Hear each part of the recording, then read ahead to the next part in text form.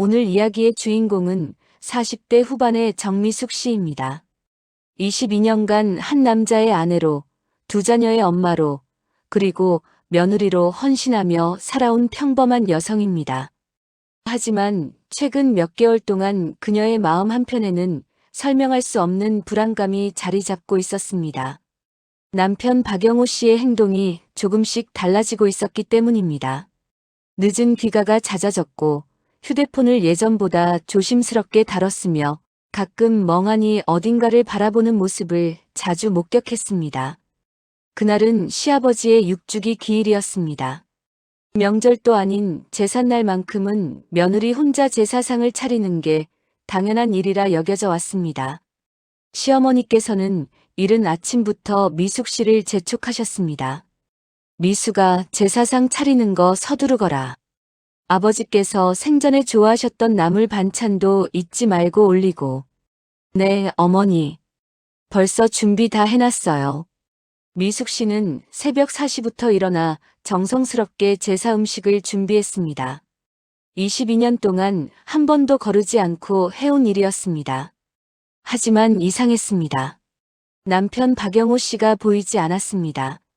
여보, 어디 계세요?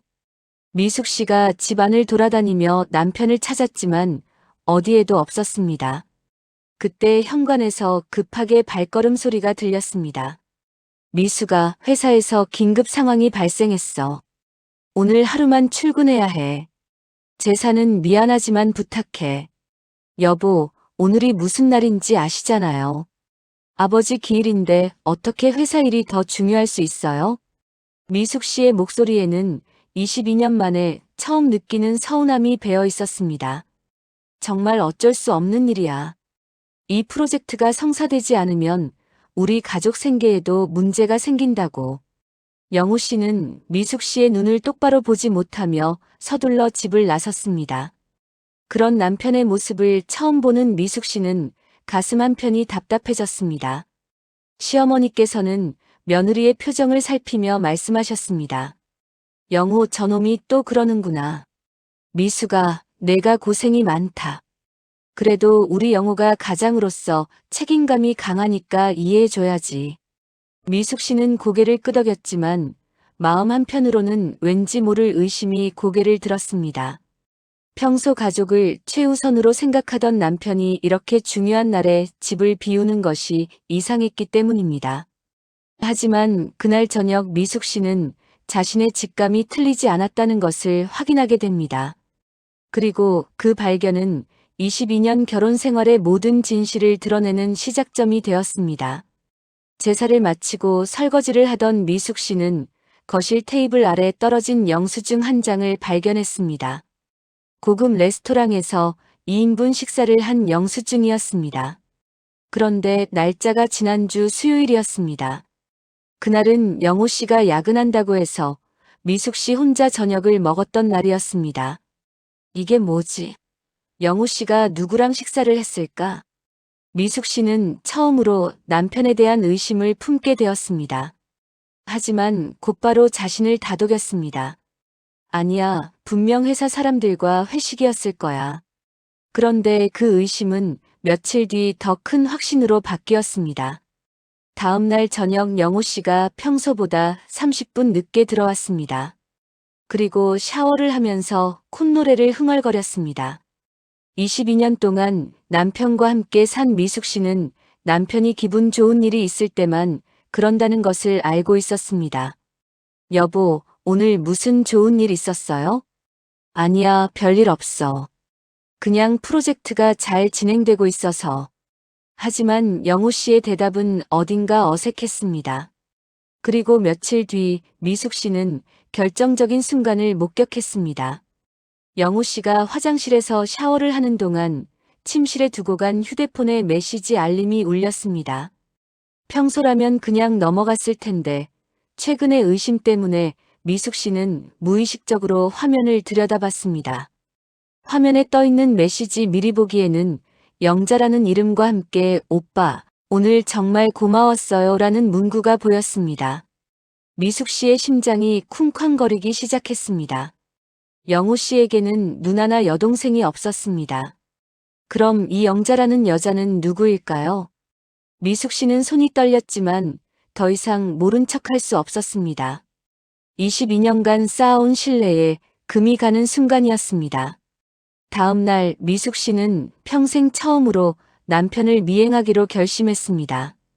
영우 씨가 출근한 후 미숙 씨는 조심스럽게 뒤를 따라갔습니다. 놀랍게도 영우 씨는 회사가 아닌 다른 곳으로 향했습니다. 도심 외곽의 조용한 카페 앞에서 한 여자를 만났습니다. 30대 중반으로 보이는 단정하고 예쁜 여자였습니다. 미숙 씨는 멀리서 그 모습을 지켜봤습니다. 두 사람은 매우 친밀해 보였습니다.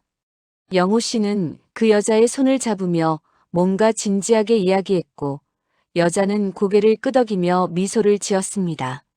미숙 씨는 다리에 힘이 빠져 그 자리에 주저앉을 뻔했습니다. 22년 동안 믿어온 남편이 정말로 바람을 피우고 있었던 것입니다. 집으로 돌아온 미숙 씨는 하루 종일 멍하니 앉아 있었습니다. 분노보다는 허탈감이 더 컸습니다. 어떻게 해야 할지 알 수가 없었습니다. 그날 밤 영우 씨가 집에 돌아왔을 때 미숙 씨는 최대한 평정심을 유지하려 노력했습니다. 여보, 오늘 회사에서 힘든 일 있었어요? 아니야, 그냥 평범한 하루였어. 영우 씨는 여전히 거짓말을 하고 있었습니다. 미숙 씨는 가슴이 미어지는 것을 느꼈지만 아직 더 확실한 증거가 필요하다고 생각했습니다. 해시태그 위기 마이너스 과거의 기억과 현재의 배신. 며칠 후 미숙 씨는 우연히 영우 씨의 대학 동창 김철수 씨를 마트에서 만났습니다. 미숙 씨 오랜만이에요. 영우는 어떻게 지내나요? 네, 잘 지내요. 그런데 철수 씨 하나만 여쭤봐도 될까요? 네, 뭐든지 말씀하세요. 미숙 씨는 한참을 망설이다가 조심스럽게 입을 열었습니다. 영우 씨가 대학 때 사귄 여자가 있었나요? 혹시 영자라는 이름에. 김철수 씨의 표정이 순간 굳어졌습니다. 미숙 씨, 왜 갑자기 그런 걸 물어보세요? 혹시 무슨 일이라도. 그냥 궁금해서요. 결혼 전 얘기들을 들어본 적이 없어서. 김철수 씨는 한참을 망설이다가 조심스럽게 말했습니다. 영우가 대학 때 정말 아꼈던 후배가 있었어요. 이름이 영자였는데 참 착하고 예쁜 애였죠. 근데 집안 사정이 복잡해서 연애까지는 못했어요. 복잡한 사정이요? 그건 제가 자세히는 모르겠고 영우한테 직접 물어보세요. 다만 영우가 그 애를 정말 많이 아꼈던 건 사실이에요. 미숙 씨는 더 이상 묻지 못했습니다. 하지만 이제 확신이 들었습니다. 영우 씨가 만나고 있는 그 여자가 바로 대학 때부터 알고 지낸 영자라는 사실을 말입니다. 집으로 돌아온 미숙 씨는 갑자기 22년 전 일이 떠올랐습니다. 22년 전 미숙 씨와 영우 씨는 중매로 만났습니다. 첫 만남에서 영우 씨는 미숙 씨를 보자마자 묘한 표정을 지었습니다. 정말 신기하네요. 제가 아는 사람과 분위기가 비슷해요. 누구요? 아, 그냥 대학 때 알던 후배인데 별로 중요한 건 아니에요. 그때는 별 생각 없이 넘어갔습니다. 하지만 지금 생각해보니 그때부터 이상했습니다. 영우 씨는 미숙 씨와 연애할 때도 어딘가 마음이 다른 곳에 있는 것 같았습니다. 결혼 후에도 마찬가지였습니다. 영우 씨는 좋은 남편이었지만 어딘가 진심이 느껴지지 않는 부분이 있었습니다. 마치 의무감으로 가정을 꾸려가는 것 같았습니다. 혹시 그때부터 내가 대체제였던 건 아닐까? 미숙 씨는 소름이 돋았습니다. 22년간의 결혼 생활이 처음부터 거짓이었을 수도 있다는 생각이 들었기 때문입니다. 다음 날 미숙 씨는 영우 씨의 행동을 더 자세히 관찰하기 시작했습니다. 그리고 며칠 후 또 다른 단서를 발견했습니다. 영우 씨가 서재에서 나온 후 미숙 씨는 그곳을 살펴봤습니다. 책상 서랍이 완전히 닫혀 있지 않았습니다. 그 안에서 미숙 씨는 오래된 다이어리를 발견했습니다. 다이어리를 펼쳐보니 대학 시절부터 최근까지의 기록들이 있었습니다. 그리고 그 안에서 미숙 씨는 충격적인 내용을 발견했습니다. 영자가 다시 연락을 했다. 이혼했다고 한다. 마음이 복잡하다. 미숙이에게는 미안하지만 영자를 도와줘야겠다. 그 애가 혼자서는 힘들 것 같다. 영자와 만났다. 여전히 예쁘다. 마음이 흔들린다. 미숙 씨는 다이어리를 읽으며 온몸이 떨렸습니다. 영우 씨는 몇 달 전부터 영자와 다시 만나기 시작했고 그 과정에서 마음이 흔들리고 있었던 것입니다. 더 충격적인 것은 다음 내용이었습니다. 영자가 힘들어한다. 나만이 그 애를 도와줄 수 있다. 하지만 미숙이에게 어떻게 말해야 할까? 영자는 내게 특별한 존재다. 미숙이와는 다르다. 미숙이에게는 미안하지만 미숙 씨는 다이어리를 덮고 한숨을 깊이 쉬었습니다.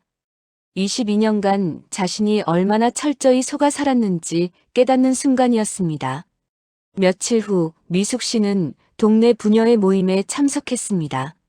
마음을 달래고 싶었지만 거기서 더 충격적인 소식을 들었습니다. 미숙 씨, 남편분 요즘 젊은 여자분이랑 자주 다니시던데요?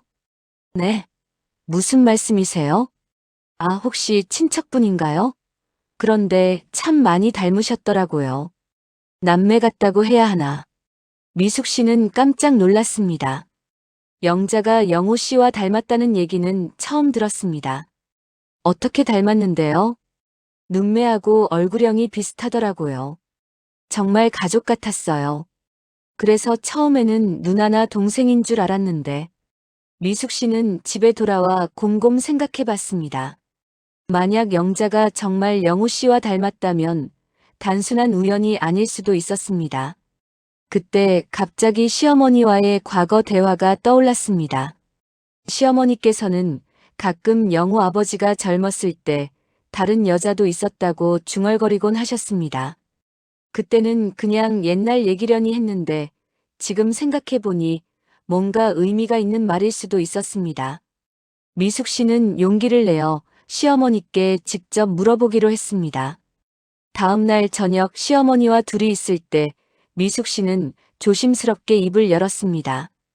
어머니, 영호 씨가 요즘 만나는 영자라는 여자분 아세요? 시어머니께서는 순간 얼굴이 굳어지셨습니다. 미숙아, 왜 갑자기 그런 얘기를? 동네 사람들이 영호 씨랑 닮았다고 하던데 혹시 친척인가요? 시어머니께서는 한참을 말씀하지 못하시다가 깊은 한숨을 쉬셨습니다. 미숙아, 앉아라. 이제 얘기해야겠구나.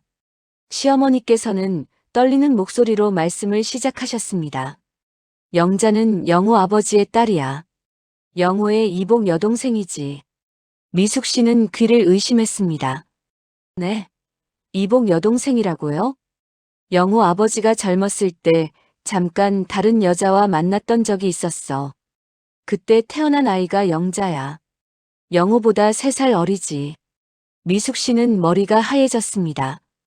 영호 씨가 만나고 있는 여자가 친동생이라니 도저히 이해할 수 없었습니다. 그럼 영호 씨는 그 사실을 알고 있나요? 어릴 때부터 알고 있었어. 그래서 영자를 각별히 챙겨줬지. 근데 둘이 너무 가까워져서 걱정이 됐어. 가까워졌다는 게. 시어머니께서는 더 이상 말씀하시기 어려워하셨습니다. 하지만 미숙 씨는 이미 상황을 이해했습니다. 어머니, 설마 둘이. 미숙아, 그래서 영호를 빨리 결혼시킨 거야. 이상한 감정이 생기기 전에 말이야. 미숙 씨는 절망감에 빠졌습니다. 자신의 결혼이 남매 간의 금기된 감정을 차단하기 위한 수단이었다는 것을 깨달았기 때문입니다. 그럼 저는 뭐예요? 그냥 이용당한 거예요? 미숙아, 미안하다. 하지만 어쩔 수 없었어. 그 당시에는 그게 최선의 방법이라고 생각했거든. 미숙 씨는 22년간의 결혼 생활이 모두 거짓이었다는 사실에 충격을 받았습니다. 하지만 동시에 분노도 치밀어 올랐습니다. 어머니, 그럼 영호 씨는 지금도 영자 씨를 만나고 있는 거예요? 시어머니께서는 고개를 끄덕이셨습니다. 영자가 최근에 이혼하고 혼자 살게 되면서 영호가 다시 도와주고 있어. 나도 말렸지만 미숙 씨는 모든 퍼즐이 맞춰지는 것을 느꼈습니다. 영호 씨의 최근 행동 변화, 늦은 귀가, 그리고 영자와의 만남까지 모든 것이 설명되었습니다. 그날 밤 미숙 씨는 잠을 이룰 수 없었습니다. 분노와 배신감, 그리고 허탈함이 교차했습니다. 하지만 동시에 이제는 어떻게 해야 할지 명확해졌습니다. 다음 날 미숙 씨는 평생 처음으로 변호사 사무실을 방문했습니다. 변호사님, 이혼 상담을 받고 싶습니다. 네, 어떤 사유로 이혼을 원하시는지요? 미숙 씨는 차근차근 상황을 설명했습니다. 변호사는 심각한 표정으로 들었습니다. 이 경우 불륜에 해당할 수 있지만 근친 간의 관계라는 특수성 때문에 법적으로 복잡한 문제가 될 수 있습니다. 하지만 충분히 유리한 조건으로 이혼할 수 있을 것 같습니다. 미숙 씨는 변호사의 조언에 따라 체계적으로 증거를 수집하기 시작했습니다. 영호 씨의 다이어리, 휴대폰 메시지, 그리고 목격자들의 증언까지 차근차근 모았습니다. 한편 미숙 씨는 영호 씨와 직접 대화하기로 결심했습니다. 이제 더 이상 모른 척할 수 없었기 때문입니다. 그날 저녁 영호 씨가 집에 돌아왔을 때 미숙 씨는 거실에서 기다리고 있었습니다. 여보, 앉으세요. 할 얘기가 있어요. 무슨 일이야? 표정이 안 좋네. 미숙 씨는 차분하게 영호 씨의 다이어리와 수집한 증거들을 테이블에 놓았습니다. 이제 그만 솔직하게 말해주세요. 영자 씨는 누구예요? 영호 씨의 얼굴이 하얘졌습니다. 미숙아, 이건 22년 동안 속였으니까 이제는 진실을 말해주세요. 영자 씨는 당신의 이복 동생이죠? 영호 씨는 더 이상 변명할 수 없었습니다. 모든 증거가 명확했기 때문입니다. 미안해, 미숙아. 정말 미안해. 미안하다고요? 저를 22년 동안 이용했는데 미안하다는 말로 끝내려고 하세요? 미숙 씨의 목소리에는 22년간 억눌렀던 감정이 터져 나왔습니다. 나는 당신을 위해 내 청춘을 다 바쳤어요. 시부모님 모시고 아이들 키우고 당신이 일에만 집중할 수 있도록 뒷바라지했어요. 그런데 저는 그냥 누군가의 대체제였다는 거예요. 영호 씨는 고개를 들지 못했습니다. 미숙아, 정말 미안해. 하지만 영자는 내게 특별한 존재야. 나만이 그 애를 도와줄 수 있어. 그만해요. 더 이상 듣고 싶지 않아요. 미숙 씨는 일어서서 이미 준비해둔 서류를 꺼냈습니다. 이혼합시다. 저는 이제 제 인생을 살 거예요. 영호 씨는 당황했습니다. 미숙아, 너무 성급하게 결정하지 마. 우리 다시 생각해보자. 22년 동안 생각할 시간이 충분했어요. 이제는 결정할 때예요. 미숙 씨의 마음은 이미 굳어져 있었습니다. 하지만 그녀의 복수는 거기서 끝나지 않았습니다. 며칠 후 미숙 씨는 영호 씨의 회사 동료들에게 상황을 알렸습니다. 물론 과장하거나 왜곡하지 않고 사실만을 담담하게 전했습니다. 정말이에요? 박 과장님이 그런 분이었다니. 가정적인 분으로 알고 있었는데 회사에서는 영호 씨에 대한 시선이 달라졌습니다. 직접적인 처벌은 없었지만 승진 대상에서 제외되고 중요한 프로젝트에서도 배제되었습니다. 동네에서도 마찬가지였습니다. 미숙 씨는 부녀의 모임에서 자신의 상황을 솔직하게 털어놓았습니다. 세상에 그런 일이 있었다니. 미숙 씨 정말 고생 많으셨겠어요. 사람들은 미숙 씨에게 동정과 지지를 보냈습니다. 반면 영호 씨에 대해서는 비판적인 시선을 보냈습니다. 몇 주 후 영호 씨는 더 이상 동네에서 예전처럼 지낼 수 없게 되었습니다. 사람들의 시선이 부담스러웠고 직장에서도 입지가 좁아졌습니다. 영자 역시 마찬가지였습니다. 그녀가 살던 지역에도 소문이 퍼져 사람들의 손가락질을 받게 되었습니다. 언니, 이제 어떻게 해요? 사람들이 우리를 이상하게 봐요. 영자야, 미안해. 내 때문에 내가 고생하게 됐어. 하지만 두 사람의 관계도 현실 앞에서는 지속되기 어려웠습니다. 사회적 시선과 압박 때문에 만나는 것 자체가 부담이 되었습니다. 결국 영자는 영호 씨와 거리를 두기로 결정했습니다. 오빠, 우리 이제 그만 만나요. 이렇게 계속해서는 서로만 힘들어져요. 영자야, 그러지 마. 난 내가 필요해. 오빠도 가정이 있잖아요. 그리고 사람들 시선도 너무 부담스러워요. 영자는 영호 씨를 떠나 다른 지역으로 이사를 갔습니다. 영호 씨는 혼자 남겨졌습니다. 한편 시어머니께서는 평생 숨겨온 비밀이 드러나자 깊은 죄책감에 빠지셨습니다. 미수가 정말 미안하다. 내가 너에게 너무 큰 상처를 줬구나. 어머니, 이제 와서 미안하다고 하셔도 지난 22년을 되돌릴 수는 없어요. 시어머니께서는 건강이 급격히 나빠지셨습니다. 스트레스와 죄책감 때문이었습니다. 결국 요양병원에 입원하시게 되었습니다. 이혼 소송은 6개월 후에 끝났습니다. 미숙 씨가 수집한 증거들이 명확했기 때문에 재판부는 미숙 씨에게 유리한 판결을 내렸습니다. 재판부는 피고의 배신 행위와 원고가 받은 정신적 피해를 인정하여 원고에게 재산의 60%와 위자료를 지급하라고 판결합니다. 영호 씨는 자신이 모은 재산의 상당 부분을 미숙 씨에게 넘겨주어야 했습니다. 하지만 그것은 당연한 일이었습니다. 미숙 씨의 22년간의 헌신으로 만들어진 재산이었기 때문입니다. 미숙 씨는 이혼 후 새로운 곳에서 새로운 삶을 시작했습니다. 40대 후반이었지만 처음으로 자신만을 위한 인생을 사는 것이었습니다. 이제야 정말 내 인생이 시작되는 것 같아. 미숙 씨는 그동안 하지 못했던 일들을 하나씩 시작했습니다. 요리 수업도 듣고 독서 모임에도 참여하고 새로운 사람들도 만났습니다. 자녀들은 처음에는 부모님의 이혼에 충격을 받았습니다. 하지만 진실을 알게 된 후에는 오히려 어머니를 더욱 지지했습니다. 엄마, 정말 고생 많으셨어요. 이제는 엄마 행복만 생각하세요. 그래요, 엄마. 우리가 엄마를 지킬게요. 자녀들의 지지는 미숙 씨에게 큰 힘이 되었습니다. 22년간의 희생이 완전히 헛되지 않았다는 것을 느꼈습니다. 1년 후 미숙 씨는 우연히 길에서 영호 씨를 마주쳤습니다. 영호 씨는 많이 달라져 있었습니다. 수척해지고 초라한 모습이었습니다. 미숙아, 안녕하세요. 미숙 씨는 담담하게 인사했습니다. 더 이상 그에게 화나지도 않았습니다. 미숙아, 정말 미안해. 내가 너무 큰 잘못을 했어. 이제 와서 미안하다고 해도 소용없어요. 그리고 저는 이제 행복해요. 처음으로 제 자신을 위해 살고 있거든요. 영호 씨는 더 이상 할 말이 없었습니다.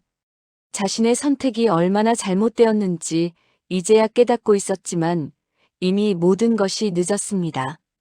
영호 씨는 지금도 혼자 살고 있습니다. 직장에서의 입지도 좁아졌고 사회적 관계도 단절되었습니다.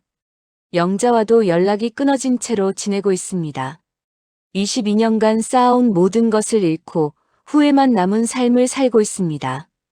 영자 역시 새로운 곳에서 새로운 삶을 시작했지만 과거의 상처와 죄책감 때문에 쉽게 적응하지 못하고 있습니다. 금기를 범한 대가가 얼마나 큰지 매일 실감하고 있습니다.